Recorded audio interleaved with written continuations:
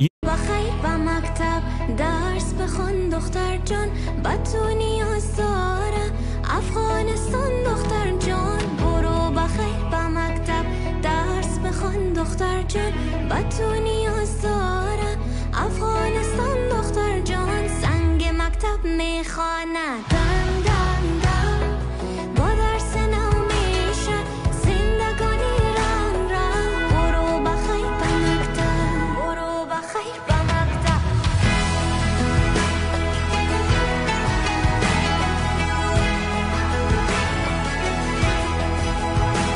They told you to be silent and keep your head held down. Hide yourself inside and never speak out loud. Hear the silence break, voice by voice. You can write your story, sing your songs, hear the bells are ringing all day long. I can see the fighter, she's still there. Hear the voices echo everywhere.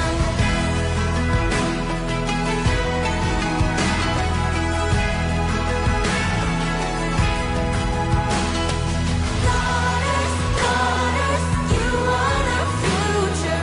Brothers, fathers, give them a future. This is all us.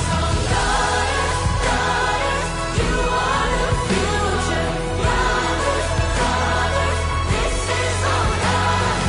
You can write your story, sing your song, hear the bells are ringing all day long.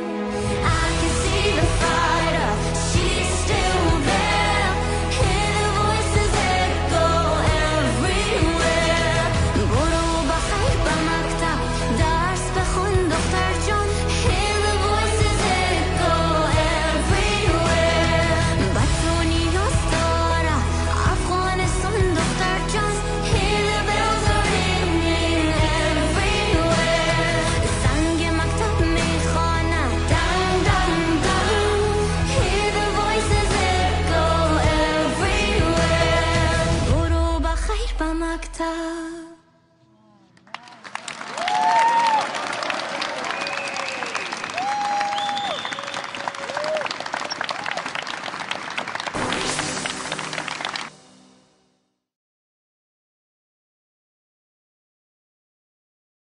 بخیر